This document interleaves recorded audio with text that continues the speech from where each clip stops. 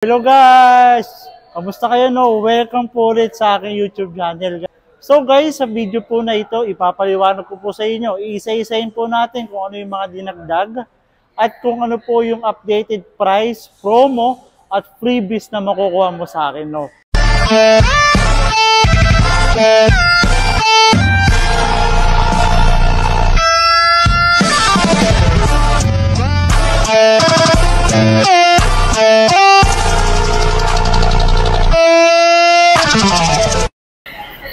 So hello guys! Kamusta kayo no? Welcome po ulit sa aking YouTube channel guys. So ulit to si Mitsubishi o si Limeri po dito po from Mitsubishi Peak Motors Abad Santos.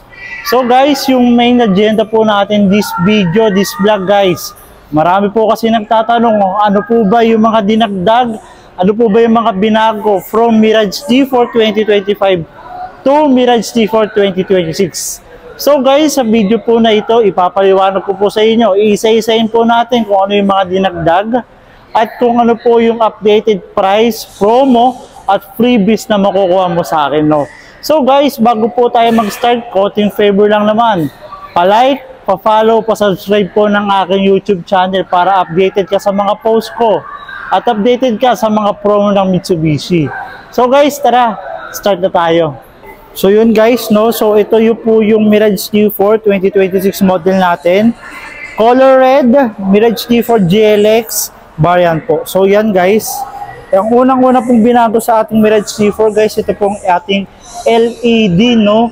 So yung dating headlamp po natin na with DRL, ang LED lang po yung GLS top of the line. Pero sa all variants po natin guys, itong ating Mirage G4 naka-LED na. And as you can see, ito po yung picture ng old unit po natin.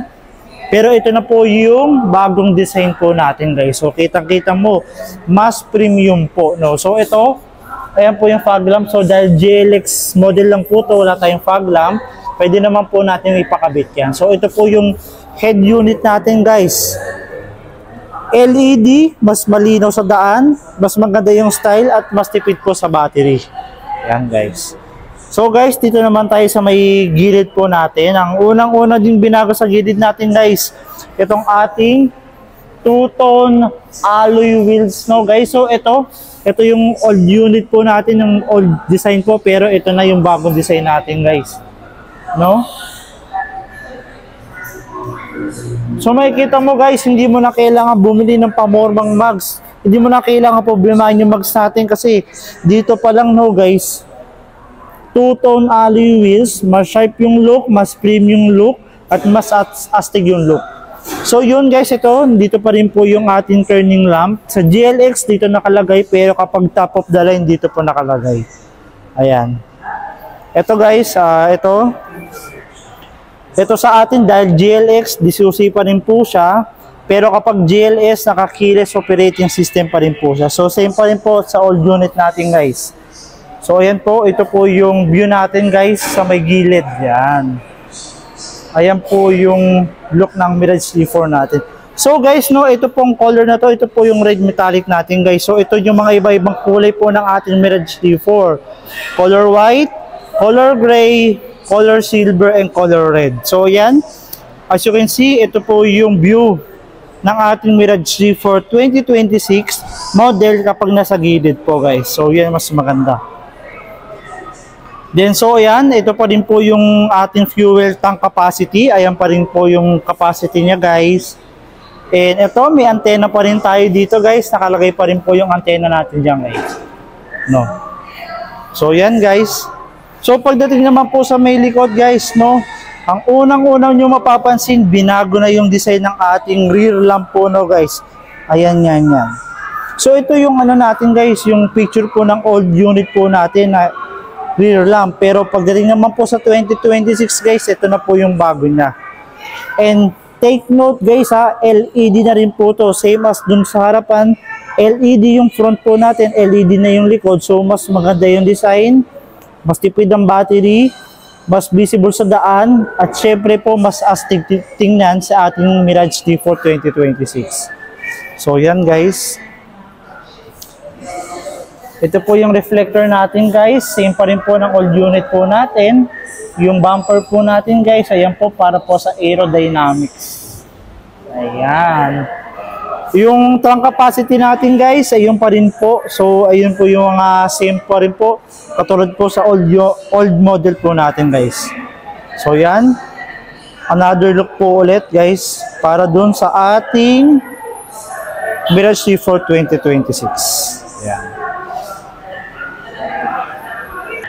So guys, may konting changes din po tayo sa ating engine, no? So sa engine po ng ating Mirage G4 guys, sa engine po ng ating Mirage G4 guys, same pa rin po. Naka 1.23 inline, may brake technology pa rin po tayo. At ang kinagandahan pa rin dito guys, tayo pa rin po yung pinaka fuel efficient or most fuel efficient pagdating po sa sedan type, no? So yan, as you can see, makikita nyo guys. Tsaka yung pinagbago dito guys, yung dating GLS model lang po, meron na rin pong ABS si GLX model. Ang dating mga unit natin guys, GLS lang po yung may ABS. Pero pagdating po sa ating 2026, all models po natin guys naka-ABS. So ano po bang purpose ng ABS? Para po hindi po mag-lock yung wheels natin sa mga biglaang brakes. Para may time pa tayong maneuver yung sasakyan natin kapag tayo yung na-aksidente or biglang mag-brake. So yun po yung mga binago dun sa ating or dinagdag po sa ating engine pagdating kay Mirage G4 2026. Guys, tara, pasok po tayo sa loob, no? So as you can see, ito po yung loob po na ating Mirage G4 guys. Yan. Pinalitan na po yung design ng ating upuan, no guys. Pero naka high fabric quality pa rin po tayo. Kaya dito malalaman mo maganda talaga yung loob ng Mirage G4 natin guys. So tara, pasok tayo sa loob. Ito po yung lock po natin yan. Ng windows po natin.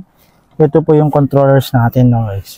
So ito, GLX model natin guys. Ayan, ayan po yung look po ng ating cabin, lalo na po dito sa ating driver's POV. So guys, ito po yung wheels po natin. Ito po, mayroon pa rin po tayong multimedia control system po tayo. And itong head unit po natin yung 7-inch. Ito po yung aircon natin guys, yan. Ayan, meron yun. Ito yung controllers po ng ating screen, home, call, back. Ayan po, yung volume guys. So no guys, dito pwede pong ikabit dito yung mga, pwedeng i-connect po dito yung Android po natin tsaka yung Apple guys, no? So ito, naka-single naka-manual po tayong aircon po natin. Yan guys, ayan po yung aircon natin, no? Ito, dito po pwedeng kung gusto nyo iikot lang yung aircon o ilalabas po yung lamig, no guys? So guys, yung model po kasi natin naka GLX CVT po tayo. So automatic po siya. Naka 4-speed po tayo. Park, reverse, drive. Park, reverse, neutral, drive. Tsaka ito po yung additional ng power po, lalo na sa mga ahonan or mga uphill po guys. So ito yung meter cluster natin guys. So same pa din po as dun sa ating 2025 model. Meron po tayong aircon dito guys. Yan. Ito guys, isa sa mga binago ng ating Mirage G4 guys. Ito. Yung mga nagbibigay ng another safety features po. Lalo na pag-aahon na tayo sa mga ahonan. Mga mahilig po gumala sa Baguio, sa mga La Union guys. No? Ayan po. Ayan. So, ganyan po yung mga usual yung dinagdag po sa atin guys. So ito, dito po yung mirror natin guys. Ayan. Ilaw po. Ayan po yung ilaw po natin. So yan guys, meron din tayo dito para hindi po tayo masinaga ng araw. Ayan. Tapos may door handles din. So yun guys, yung mga major po na binago sa ating Mirage G4. Number 1, meron na po tayong active stability control guys. So ito po yung button niya guys. Ayan. So guys, ang main feature po ng stability control, kapag madulas po yung daan, tapos medyo mga curvy po siya, once na naka-on po yung ating active stability control, mas nagbibigay po siya ng kapit para hindi po tayo mag-over maneuver, para hindi po mag-skid yung ating unit, guys, no? So number 2, meron din po tayong hill start assist. Ang hill start assist, guys, safety features po para kay Mirage once na umaakit po sa mga matataas na lugar, guys. Yung mga may hilig magbagyo, may hilig maglaon yun dyan, guys. Napakaganda na nilagay nila kay Mirage D4 po yun para maiwasan po yung aksidente. Number 3, guys, meron din po tayong brake assist kay Mirage D4. So yung mga lady driver dyan na medyo mahina pong umapak sa brake pedal po natin, konting brake lang, guys, konting push lang po sa ating brake pedal, magbibigay na po siya ng suddenly brake or medyo brake na pa. Hindi po yung kayong magjowa, brake po para kay Mirage D4. So yun yung mga binago sa atin, yung mga dinagdag. So yun, guys, tara silipin natin yung second row. So yun, guys, pasok tayo sa second row, no. So ito yung second row natin, guys. 5'8 po ako, no. So ito yung video ko, guys, oh. 5'8 ako, pero as you can see, makikita mo na maluwag talaga yung Mirage D4 natin pagdating sa second row. So ito, may speaker po tayo. May speaker din po doon sa likod. Tapos pinalitan na din po yung high fabric po natin. May headrest tayo dyan, guys, sa may ito, tatlong headrest po. Meron po tayong ISOFIX dito, guys. So sa mga may mga baby po dyan, may mga toddler, pwede po tayo maglagay ng ISOFIX. Meron din po tayo ditong seat belt, guys, you know. So ayan po yung third row natin. Bale, ito, guys, yung prices po natin para po sa ating variants sa Mirage D4 2026. Lahat pa rin po ng variants natin naka 0 down payment. May manual po tayo, may mid variant na automatic, and top of the line na GLS. So guys, ayan po yung mga quotation po natin, and nag-upgrade din po tayo, nag-assist din po tayo ng Grab Assistant. So guys, kung may balak kang mag-grab, mag-in-drive, pwede kitang tulungan. So yun, guys, no, maraming salamat po dahil umabot ka sa huling part ng aking video. Guys, yung mga pwede pong mag-apply, number 1, yung mga virtual assistant, mga OFW, seaman, kaya na sa ibang bansa po, okay lang po yan, guys. Pwede din po mag-apply yung mga private employee, government employee, and syempre yung mga business owner. Guys, sa Mirage D4 po natin, nagbibigay po tayo ng freebies na car accessories na worth of 10,000, or pwede kang makakuha sa akin ng rep brand new. No? So guys, inquire na kayo dahil nag-open din po yung LTFRB.